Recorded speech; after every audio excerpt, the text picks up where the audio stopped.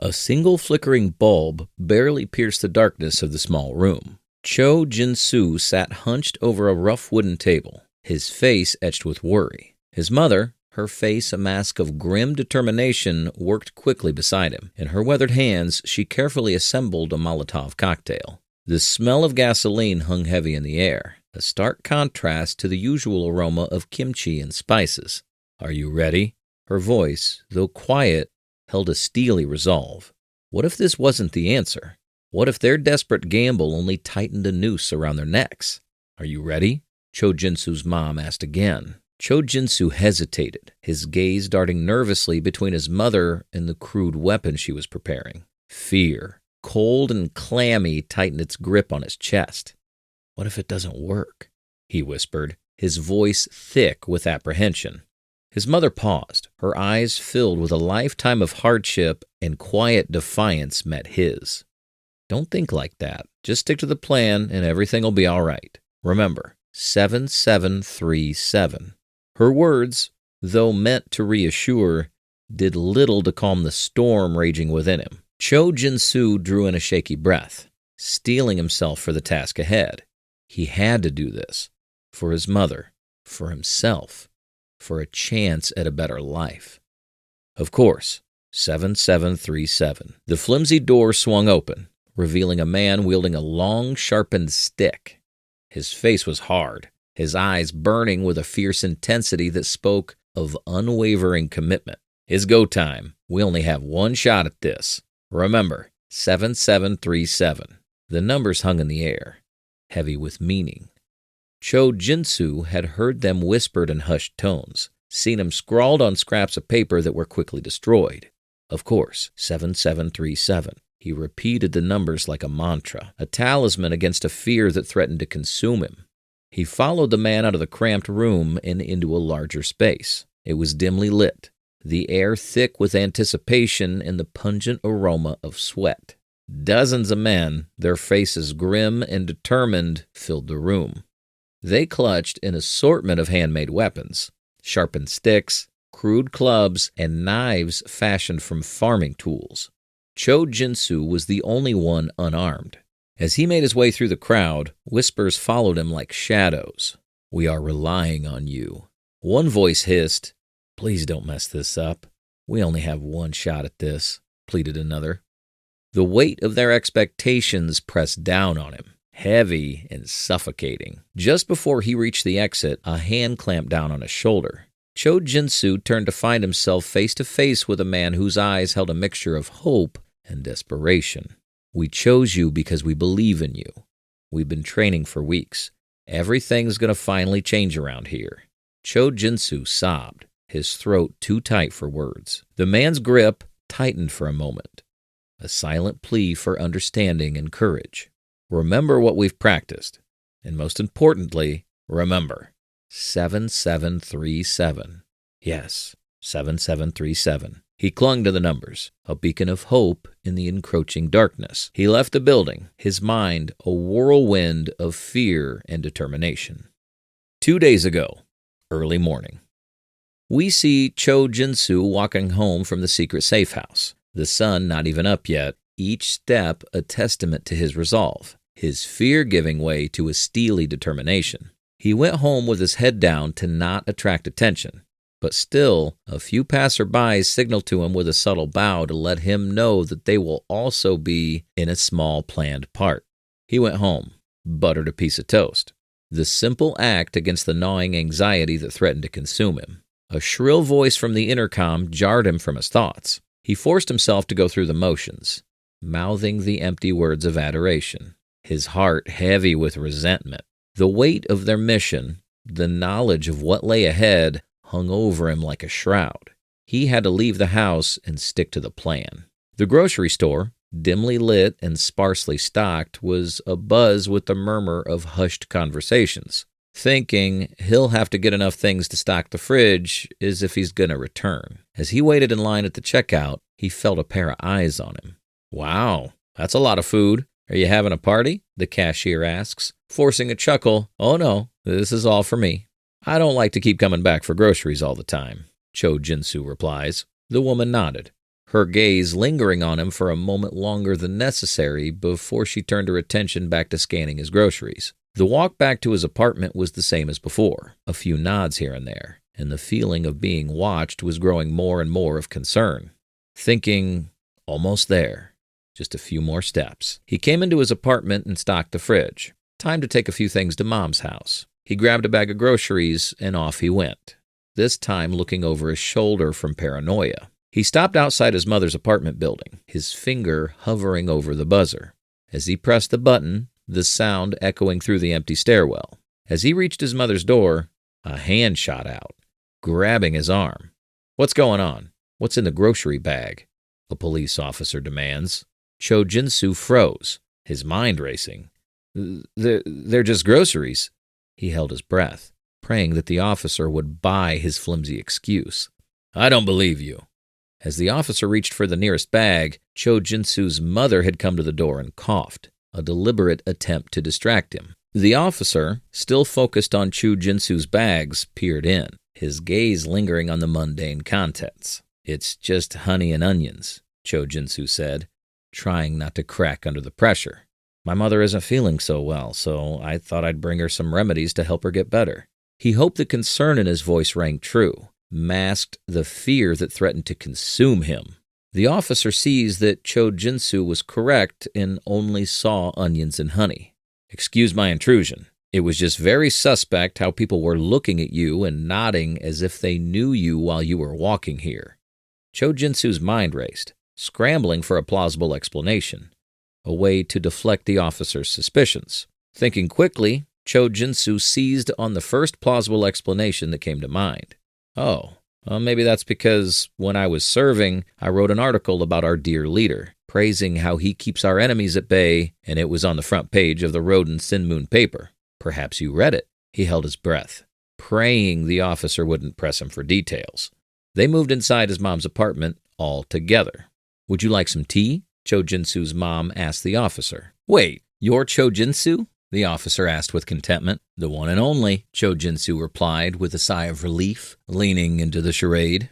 They had escaped detention, but for how long? "I'm sorry to bother you. You know how things are these days. Just last night, my little girl came home crying because she almost got ran over by someone who she described as a drunk driver, and we haven't caught him. I guess I'm just looking at everyone as a suspect." As the officer's hand touched the doorknob, "I'll forego the tea, ma'am, and thank you. Please feel better." He paused, his gaze shifting back to Cho Jin Su's mother. A flicker of suspicion crossed his face, a subtle tightening of his jaw that did not escape Cho Jin Su's notice. The officer's gaze fell on the spot where Cho Jin Su's mother had been standing moments before. A black blanket now lay folded neatly on the floor, concealing what had previously been a cardboard box filled with empty bottles. Cho Jin Su's heart lurched in his chest, a cold dread settling in his stomach. "That's quite all right, officer. Thank you for your kind words, and you also have a great day." Cho Jin Su's mom hoped her words sounded sincere, hoped they would mask the fear that pulsed through her. The officer's hand remained on the doorknob, but he made no move to open the door. His gaze remained fixed on the black blanket, his suspicion palpable in the tense silence that stretched between them. Cho Jin Su's mother, her face pale but composed, met the officer's gaze with steady defiance. The air crackled with unspoken tension, the threat of discovery hanging heavy in the air. "What is that behind you?" The officer's question, though seemingly innocuous, sent a shiver down Cho Jin Su's spine. "Why did you put a blanket there?" They were trapped, their carefully constructed facade crumbling around them. Cho Jin Su's mother hesitated for a fraction of a second, her hand hovering over the black blanket. Her eyes, wide with a mixture of fear and resolve, met his. A wave of helplessness washed over him, a suffocating dread that tightened its grip around his chest. "Oh, these? They're just empty bottles for recycling. It's such a mess in here. I'm so embarrassed. I'll have my son take them to the recycling center when he goes home." Her words, though laced with a nervous tremor, held a ring of authenticity that surprised even Cho Jin Su. He watched, his heart pounding against his ribs as the officer's gaze shifted from the blanket to his mother's face. The officer studied her for a long moment, his expression unreadable. The silence stretched, thick with tension and unspoken suspicion. Cho Jin Su held his breath, hoping the officer to believe his mother's lie, to turn and walk away. To his surprise, the officer tipped his hat to them and left the apartment. That was too close, Cho Jin Su whispered, his voice hoarse with anxiety. He moved towards his mother, wanting to comfort her, to reassure himself that they were both safe. But she held up a hand, stopping him in his tracks. "We have to work without any more delays," she said, her voice surprisingly steady, despite the tremor that ran through her. She moved towards the box of Molotov cocktails. "Help me with these." Cho Jin Su hesitated, his mind a whirlwind of conflicting emotions. He wanted to believe that the danger had passed, that the police officer had just been another cog in the machinery of the state, blindly following orders. But deep down, he knew better. Later that night. "Hello," a cheery voice rang through. "Hello, officer. I'm sorry, we're closed right now." A worker responded with keys jingling in his hands. "Oh, no worries. I just wanted to ask if a fellow came in with a box of bottles for recycling. Perhaps you may have heard of him, Cho Jin Su," the officer asked with clear intent. "Cho Jin Su?" The worker replied, staring at his partner to see if he had a clue. His partner looks back at him and points to an article pinned to the wall. "It's the guy who comes here often. He's the one that wrote great things of our leader a while back." "Yes, that's him," the officer quickly answered, staying focused onto their replies. "No, I would have known if he came by today," the partner responded with concern. The officer was too perceptive, too experienced to be easily fooled. "Okay, make sure you lock the doors." The officer left with haste without hearing any replies. He burst into Cho Jin Su's mom's apartment, catching his mom off guard. His face fixed on Cho Jin Su's mother, his silence more menacing than any interrogation. The air crackled with tension, the threat of discovery hanging heavy in the air. Cho Jin Su's mom trying to catch up as to why he was there. He stepped forward, trying to push past her out of the way. Cho Jin Su's mother didn't move. She stood her ground, her back straight, her chin held high, a flicker of defiance in her eyes. He slowly straightened up. "Where are they? Where are the bottles?" he demanded, his eyes scanning her apartment. "I told you, my son took them to the Before she could finish, the officer composed himself and yelled, "Don't you dare make a fool out of me. I can shoot you right now for your defiance. I'll give you one more chance. You tell me the truth right now." He cocks his gun and points it at her. Cho Jin Su's mother, who stood motionless, her face pale but resolute, continues to stay silent. The officer, filled with rage, barely gets composure and realizes that there aren't any answers here. "Fine," he lowers his gun. "I'll go talk to your son. I'm sure he'll be more talkative." The officer, looking into Cho Jin Su's mother's eyes to see if they flinch. It worked. "No, you can't," she finally breaks down. "Oh, and why not? Tell me what you're hiding, and I may take your life instead of his." The officer, content knowing that he has the upper hand, "Okay, I'll tell you everything, but you must leave my son alone. He's our only hope." Cho Jin Su's mom begs. She leads the officer into her closet to show boxes full of Molotov cocktails and sharp weapons pressed against the walls. She knew she was playing a dangerous game, but it was a risk she was willing to take. She had to save her son, even if it meant sacrificing herself. The officer stood there frozen, not believing what he was seeing. Surely, if he didn't kill her here for treason, the police will after he would bring her in. He looks closer and sees on the rear wall the numbers 7737. "What do these numbers mean?" the officer asks in a disappointed tone. 7737, she replies, knowing she has nowhere else to turn at this point. "This is going to be..." The officer's gaze on the numbers hardened, his jaw clenching as the realization of what he'd stumbled upon continued to sink in. Cho Jin Su's mother was interrupted by the nightly announcements from the dear leader, Kim Jong-un. She turns toward the intercom, knowing her life is going to come to an end soon anyway.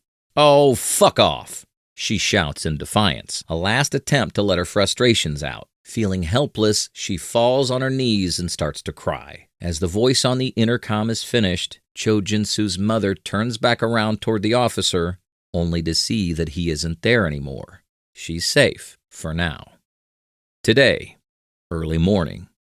Cho Jin Su is seen in his mother's house arguing. "What do you mean the officer came back last night? We need to abort the mission." Cho Jin Su pleaded with his mother. Cho Jin Su's mom looked at him without flinching. No, whatever the officer's going to do will be too late. You will leave today. Now enough stalling. We have work to do. Cho Jin Su quickly added, but they'll kill you. His mother, now done talking, started lifting up bags full of weapons. Cho Jin Su followed his mother out of the apartment and into the labyrinthine alleyways that snaked behind the buildings. The air was heavy with the smells of cooking fires and damp earth. He glanced nervously over his shoulder, his heart pounding in his chest, but the alleyway remained deserted. The only sound, the echo of their footsteps and the distant barking of a dog.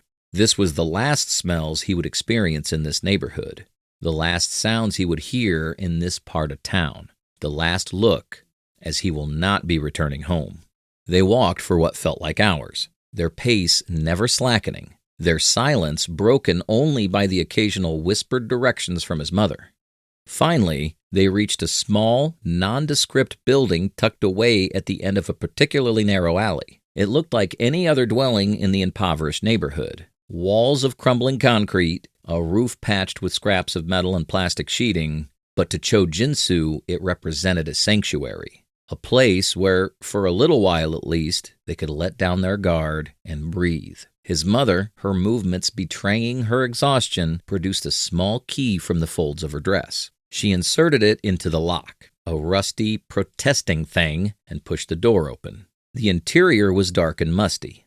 "Stay close," his mother whispered, a voice barely audible above the pounding of his heart. She fumbled for a light switch, but nothing happened. With a sigh of frustration, she pulled a small flashlight from her pocket and shone it around the room. The flashlight's beam illuminated bare concrete walls, a dirt floor, and a few pieces of mismatched furniture. A rough wooden table occupied the center of the room, surrounded by several rickety chairs. In the corner, Cho Jin Su could make out the outline of a small stove and a pile of firewood. As his eyes adjusted to the dimness, there was a pile of blankets, bottles, boxes, and sleeping bags in the corner. A shelf stacked with canned goods and bottled water. This was a place of preparation, a place where something was being planned, something dangerous. A thick door separated them from the revolutionary crew.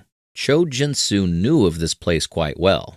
This is where they were training, making weapons, bringing in supplies for the revolution. Suddenly, they heard a noise from behind the thick door, the distinct sound of footsteps approaching. Cho Jin Su's heart leapt into his throat. "Who's there?" a deep voice called out. "It's us," his mom replied, her voice remarkably steady. There was a moment of silence. Then the voice on the other side of the door spoke again. "What is the password?" His mother didn't hesitate. 7737, she said, her voice clear and strong. The door swung open, and Cho Jin Su found himself face to face with a group of men. They were dressed in dark clothing, their faces grim and determined. They looked at him and his mother with a mixture of curiosity and suspicion. One of the men, a tall, imposing figure with a scar running down one cheek, stepped forward. "Come in," he said, his voice low and urgent. "We have much to discuss." The safe house, now bathed in flickering candlelight, buzzed with nervous energy. Men and women, their faces etched with a mixture of fear and resolve, huddled in small groups, whispering in hushed tones. Cho Jin Su sat beside his mother, his eyes taking in the scene before him. He had never seen this many people gathered in one place, not since the annual celebration of the dear leader's birthday. But there was no celebration here. No forced smiles or displays of feigned loyalty. Today was the day where a few of them will fight and some will perish. Cho Jin Su may perish if something went wrong. The air was thick with a sense of urgency. He watched as his mother, her face pale but resolute, spoke with a group of men huddled around a makeshift map spread out on the table. Their voices, though low, were filled with passion, with a burning anger that mirrored the fire in their eyes. "We have to be prepared to fight. We have to show them that we will no longer be cowed, that we are willing to die for our freedom." Cho Jin Su's mother nodded, her gaze unwavering. "There will be sacrifices, but we have come too far to turn back now. The future of our country, the future of our children depends on our success." Cho Jin Su listened to their words as he and his mother were preparing Molotov cocktails, his heart heavy with a mixture of fear and admiration. He had never thought of his mother as a revolutionary, a fighter. She was a woman who had always put her family first, who had endured hardship and deprivation with quiet dignity. But there was a strength in her now, a fierce determination that he had never seen before. He looked around the room at the faces of the others gathered there. Farmers, teachers, shopkeepers, ordinary people who had been driven to extraordinary measures by their depression, their yearning for a better life. They were all risking their lives, their futures, on a desperate gamble, a long shot that could somehow overthrow the regime that had held them captive for so long. "Are we all going and doing this now?" a voice in the crowd muttered. "No," Cho Jin Su's mom replied. "Today is not the day we all fight. We will continue to train and make more weapons. We have plenty of time ahead. But my son, with a few others, will be heading south. We will not see Cho Jin Su anymore. He'll give us time to continue preparing and recruiting," Cho Jin Su's mom concludes. Today, evening, we see Cho Jin Su in the same spot we saw him at the beginning of the story. Remember what we've practiced, and most importantly, remember 7737. Yes, 7737. He clung to the numbers, a beacon of hope in the encroaching darkness. He left the building, his mind a whirlwind of fear and determination. He finally got to the border at midnight. Completely unarmed, he spotted a few guards walking, checking for intruders. He decides to hide in a bush as they walk past, heart pumping, sweat beading down his forehead. Gotta keep going. Gotta get through the border fence. He reminds himself who this is for and everything he trained for. He continues on. All of a sudden, a spotlight shines directly at Cho Jin Su. "Freeze! Don't move!" The guard is seen being choked by one of the rebels from the safe house. As the guard slumps down, the rebel signals for Cho Jin Su to continue, but both of the guards that have passed Cho Jin Su earlier get wind of the situation and start rushing toward him. The rebel points the spotlight toward one of the guards and fires with his newly acquired gun from the guard that he'd killed. Hits him straight in the chest. "Run, Cho Jin Su! Don't look back! We're all depending on you!" the rebel yells, knowing that he's compromised and his time is near. The guard returns fire and shoots him in the head. Cho Jin Su, now very aware that he'll be next if he doesn't move with all his might. He runs and hears a few stray bullets whizzing by him. He doesn't turn around and continues running and dives into a burrowed hole that was covered with leaves and twigs right under the border wall. He crawls through as quickly as possible, scraping his face, back, and legs, still hearing scuffled noises behind him. Another spotlight shines on Cho Jin Su. A gun is heard being drawn and cocked from the front. "Stop right there!" another guard yells with an unfamiliar accent. "Put your hands up and walk toward me slowly." Later that night, Cho Jin Su is now on the South Korean border. He sits in a somewhat familiar dark-lit room. A few South Korean guards surrounding him, but this time not in a threatening way. "You made it." The South Korean guard's words echoed in the silence of the room. Had he made it? Was he truly safe? Or was this just another cruel trick, a figment of his exhausted mind?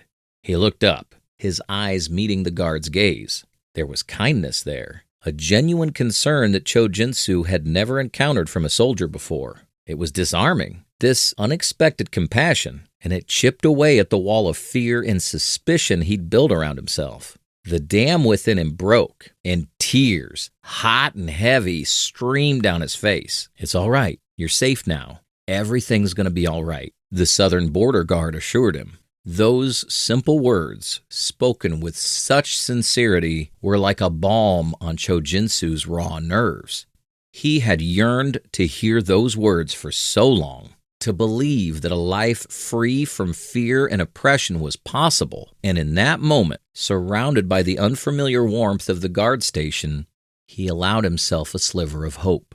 7737. Cho Jin Su muttered, the numbers escaping his lips like a prayer, a talisman against the darkness he'd left behind. The guard, his brow furrowed in concern, leaned closer. "What was that? What did you say?" Cho Jin Su drew a shuddering breath. the weight of his ordeal pressing down on him. But there was a new resolve in his voice now, a determination fueled by the hope that flickered within him. 7737, he repeated, his voice gaining strength. My name is Cho Jin Su. 7737 is the date of the revolution. The guard, his curiosity piqued, straightened in his chair. The revolution? Tell me more. And so Cho Jin Su began to speak, his words tumbling out in a torrent of emotion.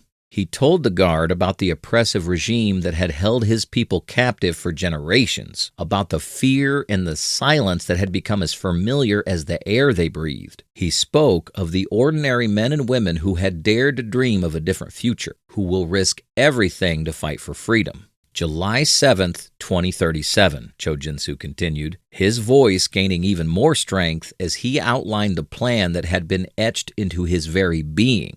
It's when it all begins, a march of freedom. Ordinary people, mothers, fathers, sons, daughters, will come together. They will march towards the border, their numbers swelling with each passing moment. Their message will be clear. We will be free or die. The Southern Korean Guard listened, his expression a mixture of disbelief and growing admiration.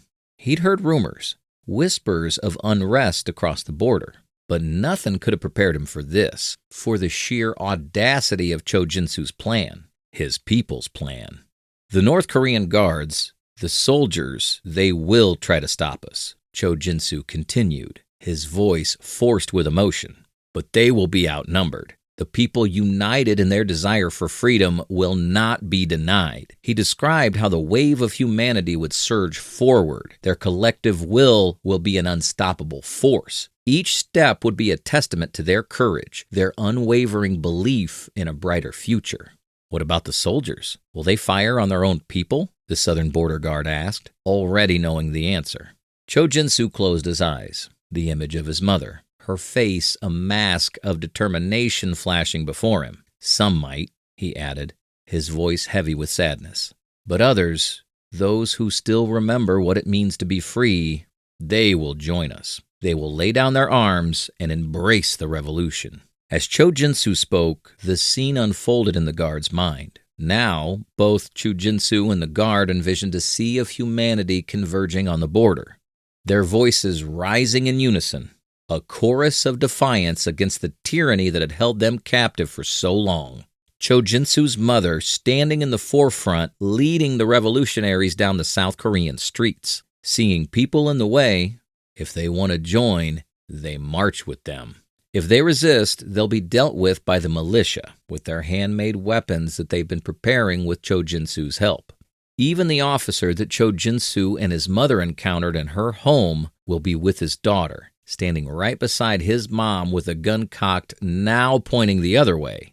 This is for family, for my daughter, the officer will say to his colleagues. It was a sight that sent chills down people's spine, a testament to the enduring power of the human spirit. And what about you, Cho Jin Su? What will you do? You're not on that side anymore. Cho Jin Su looked at the guard, his eyes shining with a light that had been absent just hours before. I'll be right there at the southern border, he said, his voice firm, unwavering. This is why I was sent here first, to ask South Korea to stand with me, to stand with us on July 7th, 2037. Cho Jin Su's voice echoed across the no man's land. His words carried on the wind. Help me protect my people, our people, to cross the border. Please take us in with open arms and pave the way for a future free from fear. The guard straightened, his hand moving instinctively to his heart. Of course we will be there standing by you, the guard said. We will shoot anyone in the way of the revolutionaries who are trying to pass into our land and hold our fire to those who are seeking freedom. Your people are our people, and we will treat them as such. July 7th, 2037. We see a mob of people walking down toward the North Korean border. Cho Jin Su aligned with the South Korean army standing, waiting at the South Korean border. Media all over the world focusing on this one historic event that will be displayed and remembered by everyone around the globe.